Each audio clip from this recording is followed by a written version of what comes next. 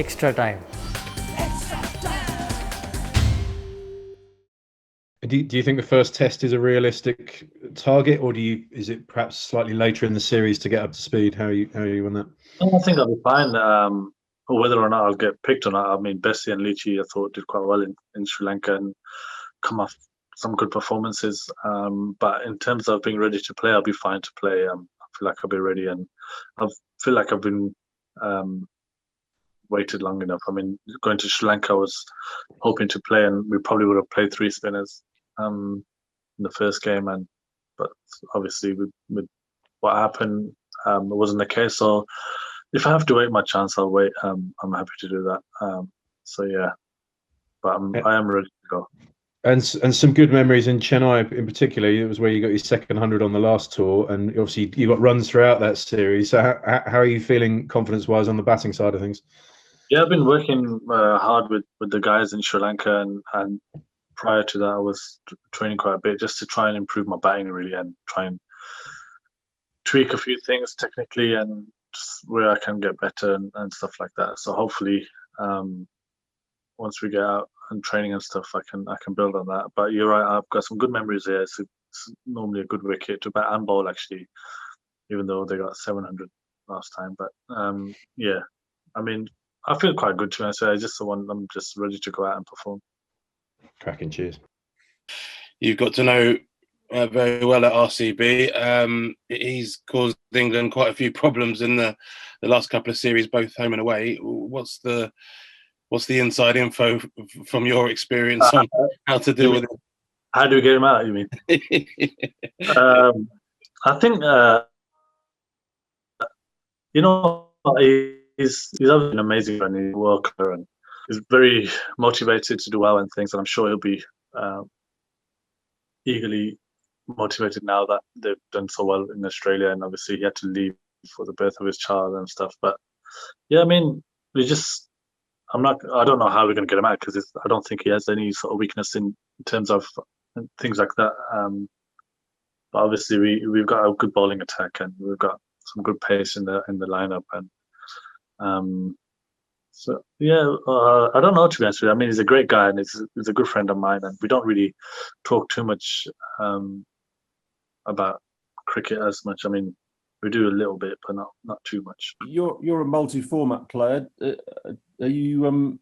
Is there a chance that you'll be asked to sit out for some part of this tour? I know you've not started yet anyway, but are you going to be sort of slated a period when you either go home or you don't play? Maybe the third and fourth tests or some of the white ball. Yeah, I mean, I've been speaking to the selectors and the coaches and stuff, and obviously the pick for the first two games been picked, and we're gonna it all depends on where I'm at really. I mean, I think I'm due to go home at some stage during the third and fourth, but we're not 100% sure yet. But if I'm playing and I'm doing well, whatever, then things could change. I mean, it's felt like a long tour so far, but once you start playing and things like that, things get better, and you're in a better sort of frame of mind, and so we're gonna see how it goes. But at the minute, I'm obviously here for the first two games, and then depending on how things are going, there's a chance I'll be going home after that. Okay, but they could be flexible with you given what's happened, you think? Yeah, I think so. I think the main priorities for the players to be mentally okay, and they know that it's a long tour. And I think they were thinking that not everyone's going to be here for the multi-format players are going to be here for the whole thing. So I'm sure I'll have a break at some stage. And just on the obviously you've played the IPL. Has that helped you feel familiar with your opponents effectively? That maybe you know a bit more about them, you're more comfortable playing them. They're not so strange, if you like. You're familiar with what they can do, and I think you play. Yeah, it's like once you know something, or you spend time with something, it obviously becomes a lot more familiar. And when you're playing against and with guys who are in the test, there's quite a few guys in the test side who probably will play. Who I played with at RCB, and I know them really well. So, and you spend 6 to 8 weeks a year with them, which is quite a lot, and you train with them a lot and things like that. So, you know things about them, and or let's say their weaknesses and strengths, but you kind of have a sense of how they play and how they go about things. it certainly helps. Bye, mate.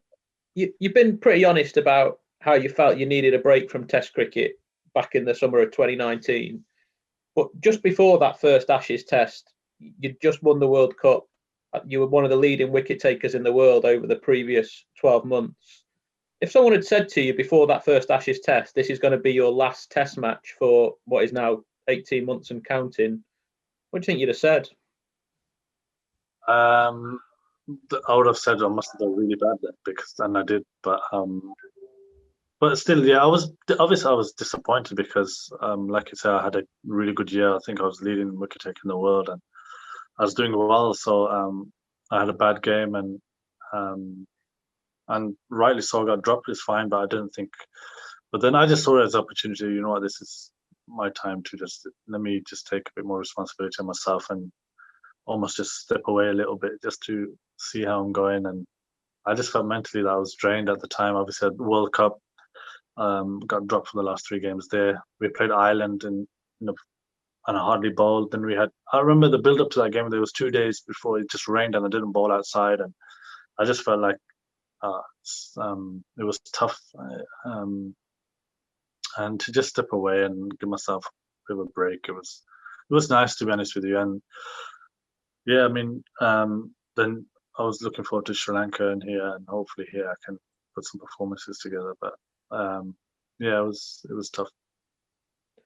And just looking to the future, do you still think there is a lot of miles left in Moeen Ali, the Test cricketer?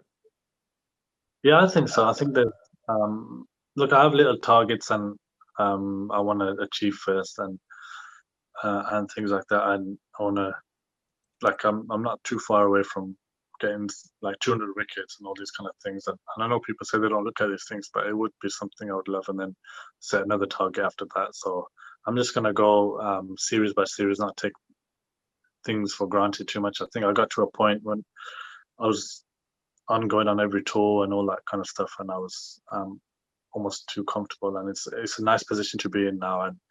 And as much as you don't fight with guys for places and stuff, but I feel like it's a drive and it's motivated me big time.